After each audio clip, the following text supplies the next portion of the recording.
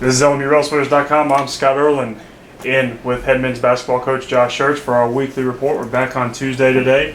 Coach, let's first, before we get to look at the week ahead here, let's first look back at last week, and particularly to the Virginia Wise game on Saturday.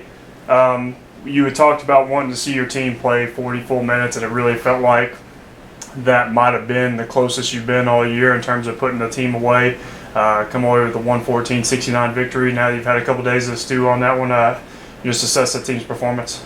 I thought it was I agree with you. I thought it was probably the closest we've come to stringing 40 minutes together. Probably we had little small spurts there, end of the first half, beginning of the second half where we weren't great, and maybe the last 2 minutes of the game. But for the most part, I thought we competed well. I thought execution was pretty good, focus was pretty good, and so I thought ultimately probably from a complete game standpoint, probably the best so far of the season. So certainly some things to build on. Obviously, any game you go back and there's things you can improve on, things you need to clean up, and we certainly have that. But I leave out there feeling a little better about how we competed and played from start to finish.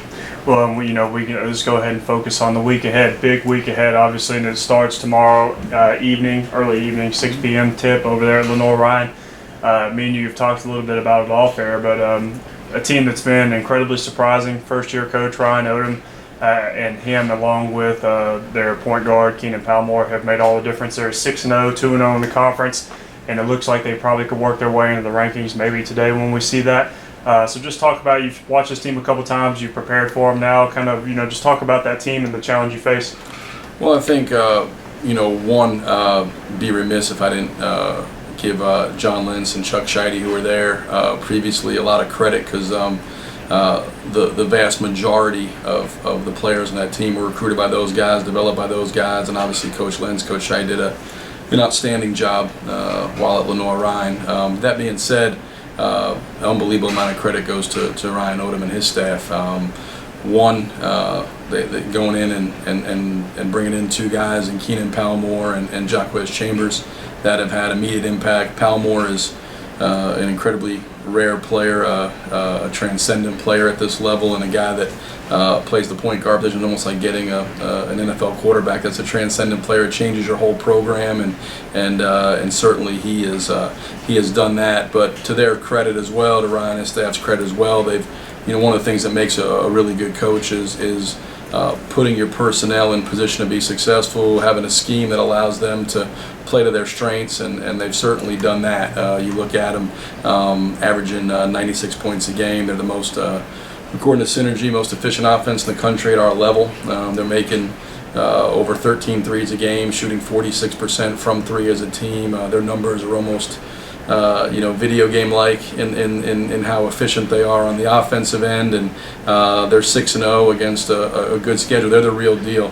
They're 6-0 against a good schedule, and they really haven't been challenged. You look at it, all the games have been by somewhere between 9 and 35 points, and even the ones that have been 9-10-point games, they've controlled the whole way. So they present an incredible amount of difficulties, particularly for us defensively, but obviously, like all good teams, they do good things on both sides of the ball, and with Palmore at the point, Noyce in the middle, and then at the center, they're strong up the middle, and we're going to have to be at our very best to have a chance, certainly, to compete with them.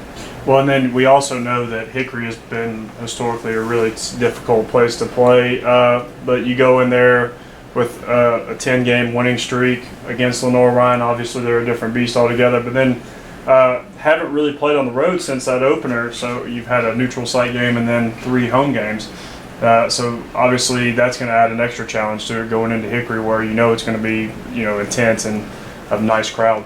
Yeah, they've always had ever since I've been in the league now, my 8th time down there, they've always had a good atmosphere, a good environment. They do a good job in terms of fan support, both on campus and the community.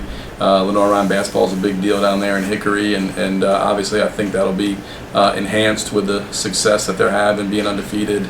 I know they're top 25 in one poll, probably be top 25 in both polls coming into this game.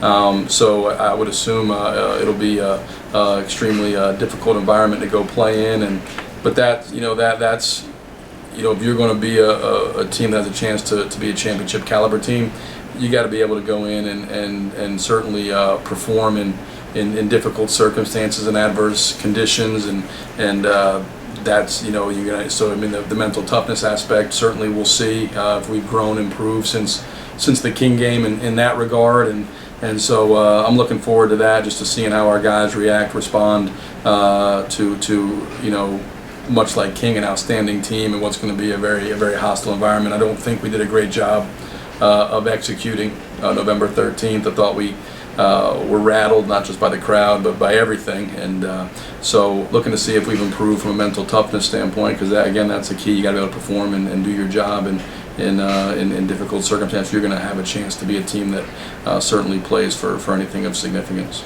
Well, and then I know you don't want to look too far ahead, but then on Saturday you're back here in Texas Turner Arena. You got a Coker team that has always been incredibly scrappy, well coached.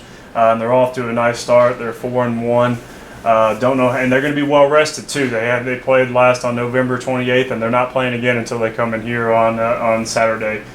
So just give a diagnosis. I'm not sure how much you've gotten to break that down yet, but just talk about the challenge that Coker will present on Saturday. Well, I've done very very limited to this point on Coker, kind of diving in the night on the bus trip down to Lenoir-Rhyne, because we're done. My preparation for that part is done. But in the little I've seen, typical Dan Schmatzer team, they were returned 4 starters from last year, and the majority of their team, they lost a great player in Eric Bethel, but Dante Samuel's putting up unbelievable numbers. I think he's had a couple 30-point games. He's certainly playing like a first-team all-league guy at the 4 position. The 2 bigs are back, 43, 42 guys that are just great rebounders.